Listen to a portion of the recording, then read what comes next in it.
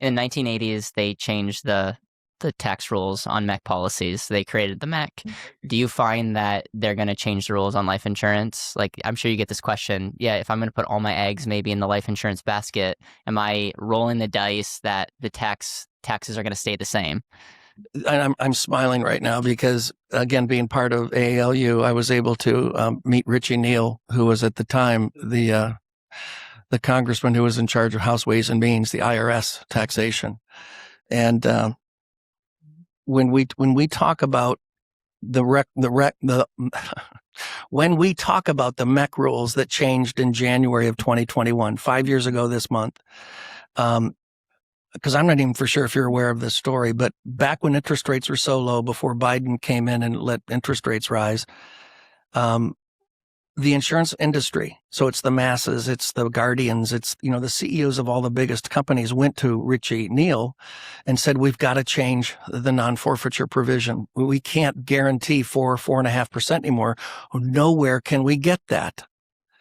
And Richie said, now I'm hearing this from another person who was supposedly part of the team. Richie goes, you do realize that tax code, the one you're wanting me to change and make better, is one of the best for the wealthiest people in this country. You want me to make it better? And they're going, Richie, we have to. We can't guarantee 4.5 anymore. We can't get 4.5 safely anymore. And as I understand how the story went, he said, okay, I'm going to change the law. But if I find out that you took the profits that were generated because your non-forfeiture benefit went to 2% instead of 4.5 and you put it in your pocket as a bonus, I'm going to change the law and the code again and bring it back. And every insurance company, as I know, has lowered the rate, the guarantee, and they're not paying huge bonuses to the CEOs. So I don't see that law changing. Here's the interesting thing. It changed 5 years ago and made it better. And here we are trying to defend to people who kind of know a little bit about the industry. Are they going to get rid of the MEC rule? God, they just made it better. The title of the article was, "A Small Change in the Tax Rules Was a Big Boon for Permanent Insurance." Buried in the back of the Wall Street Journal. Why doesn't everyone know that?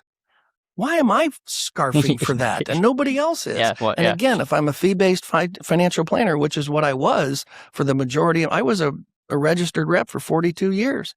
I chased rates of returns better than any of them until I realized getting to the top of the mountain is not the real level of success. It's being able to go home and tell your family you did it. Right. 75% of the people dying on Mount Everest died on the descent.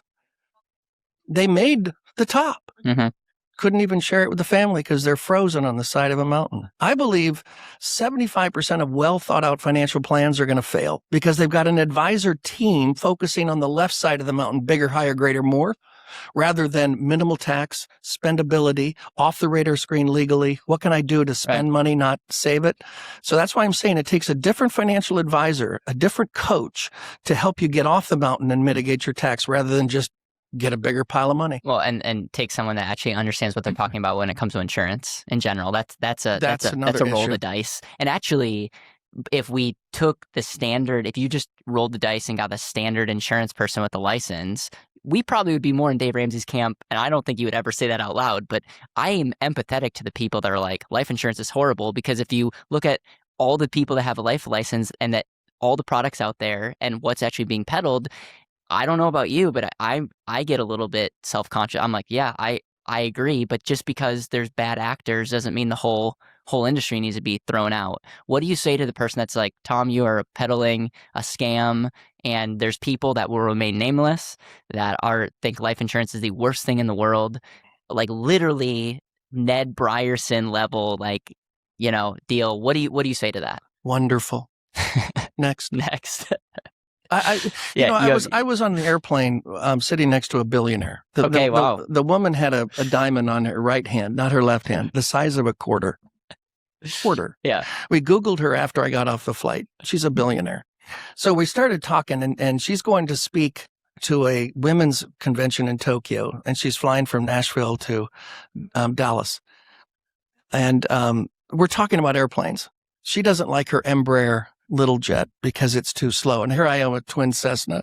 And so I don't relate to this conversation at all, but we start talking about, how we became successful. And I said, well, I owe mine to Simon Sinek and finding, my why. And she said, well, what is your why? And I said, I want to teach every United States tax-paying citizen the difference between chasing rates of returns and understanding how wealth works. And I'm going to show them how they can spend all of their net worth and not have to file a tax return.